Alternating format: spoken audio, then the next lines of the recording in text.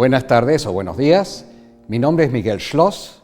Yo he sido el primer director ejecutivo de Transparency International. En un momento explicaré qué es lo que es eso. Y hablaré hoy día sobre el tema de corrupción, la evolución del tema, de dónde venimos, a dónde estamos y a dónde vamos en este tema.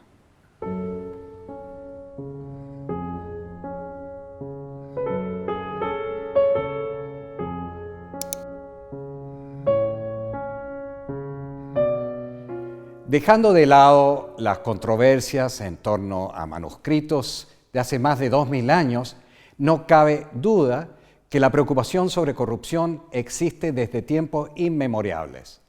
A manera de ilustración, se aduce las advertencias finales de Moisés al pueblo israelita que su fortalecimiento en la tierra prometida podría llevar a la corrupción.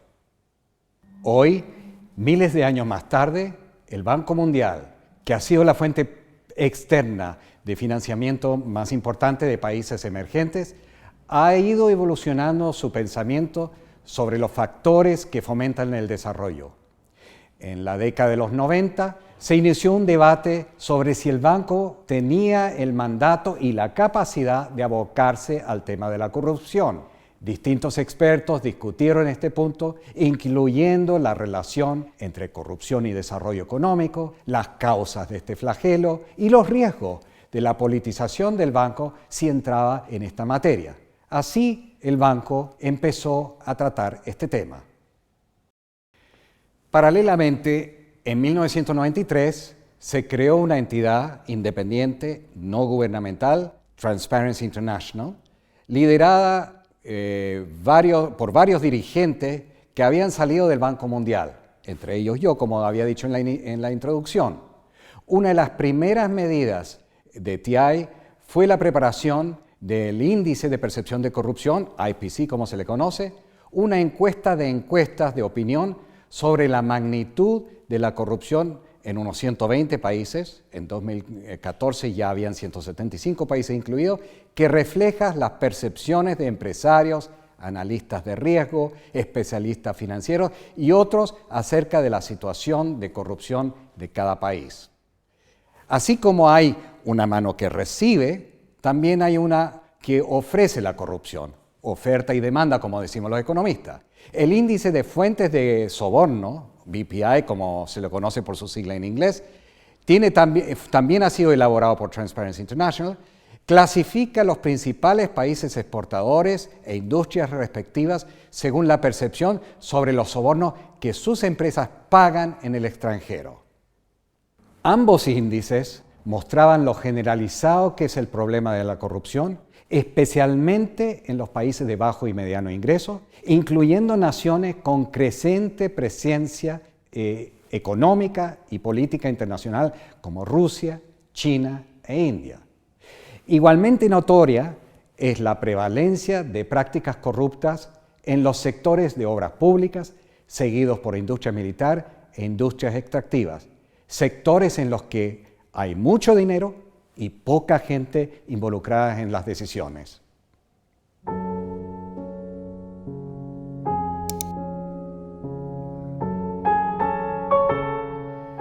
Desde mediados de los 90 se han tomado varias iniciativas a nivel internacional orientados a la lucha contra la corrupción.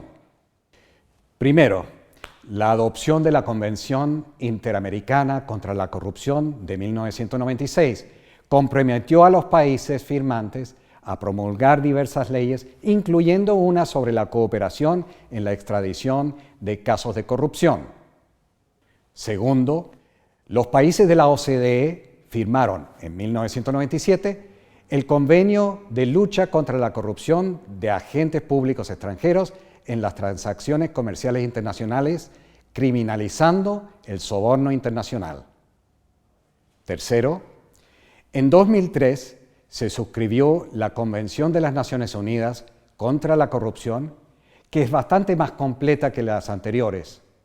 Tras el ataque terrorista contra Estados Unidos el 11 de septiembre de 2001, dicho país se abrió en mayor medida a la cooperación internacional, principalmente para combatir el lavado de dinero y el financiamiento del terrorismo.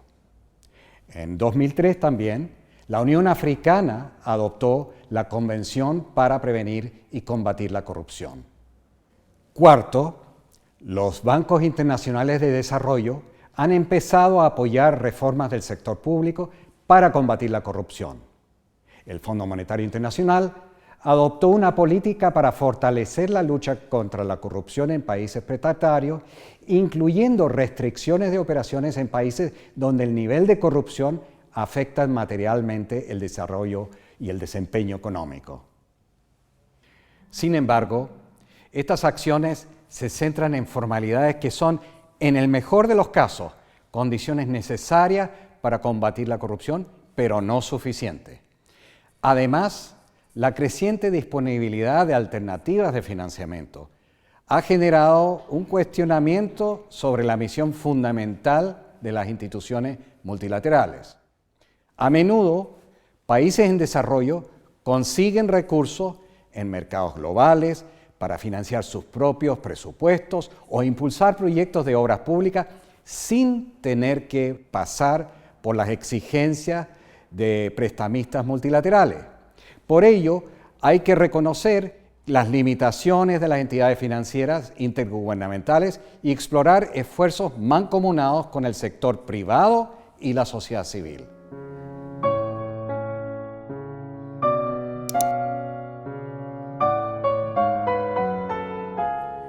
En muchos países se han establecido políticas públicas, leyes e instituciones dirigidas a garantizar la transparencia, en particular la libertad de acceso a la información pública y a combatir la corrupción.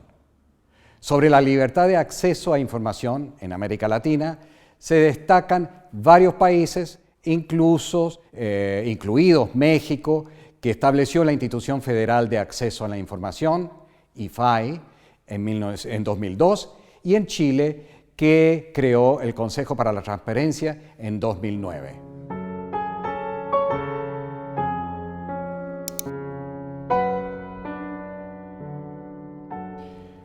Muchas empresas han adoptado programas de anticorrupción y códigos de conducta sin que ello haya sido particularmente efectivo. Una oleada de códigos de conducta globales, sectoriales o profesionales ha emergido en respuesta a estas preocupaciones.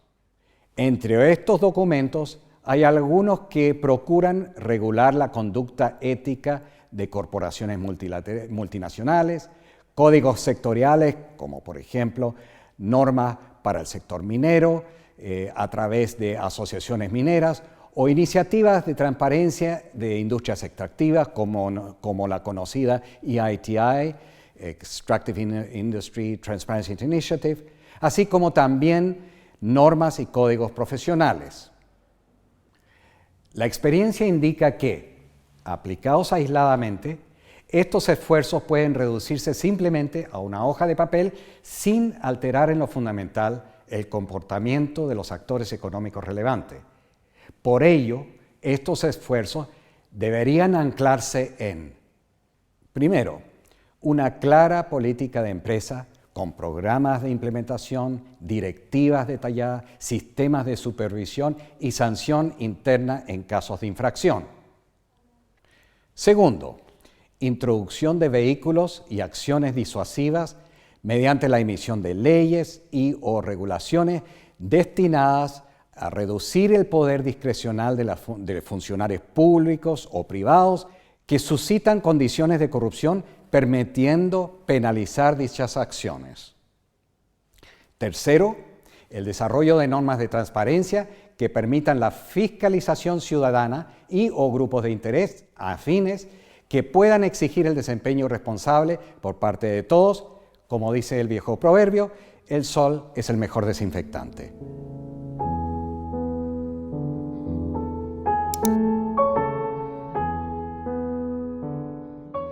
Un número creciente de organizaciones no gubernamentales pro transparencia y contra la corrupción está surgiendo y evolucionando en torno a intereses comunes.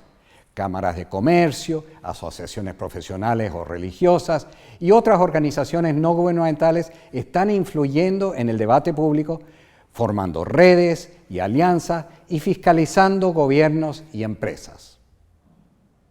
Lo que legitima a dichas organizaciones es su foco en temas no adecuadamente representados en el proceso político y en problemas que están fuera del alcance o la capacidad de los mecanismos oficiales. Sucede, al mismo tiempo, que la mera operación de las fuerzas de mercado no da los resultados deseados. Además, los objetivos de estas organizaciones no se basan en el interés individual o la generación de utilidades, sino en la dedicación a áreas de interés público, como lo es el combate a la corrupción. Los gobiernos, instituciones de desarrollo multilaterales o del sector privado suelen estar sólidamente establecidos, en tanto que la sociedad civil generalmente carece de la organización y canales para hacer valer su parecer. Por ello, Transparency International se ha orientado al desarrollo de instituciones de la sociedad civil, métodos de fiscalización ciudadana de acciones públicas y otras medidas para ayudar a reducir la corrupción.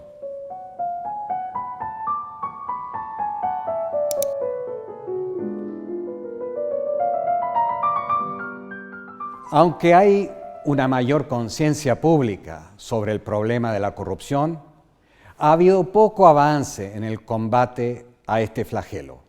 Ello se debe a que el enfoque ha sido algo legalista, lo que implica operar a través de mecanismos que por lo general son lentos, burocráticos y de mucha menor flexibilidad que la que se requiere para hacer frente a la destreza, versatilidad e imaginación de los agentes que practican la corrupción, o como dice el viejo lema, echa la ley, echa la trampa. Por ello, los esfuerzos deben reenfocarse hacia los medios de fiscalización ciudadana y del sector privado más versátiles y diversos, así como hacia políticas económicas y sistemas de incentivos que establezcan una mejor rendición de cuentas de los diferentes agentes económicos. La experiencia indica que las reformas más eficaces no tienen que ver tanto con leyes o cambios impulsados por las élites, sino en mayor medida con un mejor escrutinio y con cambios en los incentivos. Por ello, es preciso llevar adelante una combinación de prevención, control y apoyo de la comunidad local, involucrando a autoridades públicas y sectores privados. Tales esfuerzos tendrían mejores resultados si se orientan hacia, primero, empoderar y capacitar la sociedad civil para que pueda proteger los derechos de las personas y grupos, así como responsabilizar a las instituciones estatales y generar o robustecer un Estado de Derecho. Segundo, fortalecer la administración y finanzas públicas introduciendo elementos de servicio civil meritocrático, no burocrático y transparente.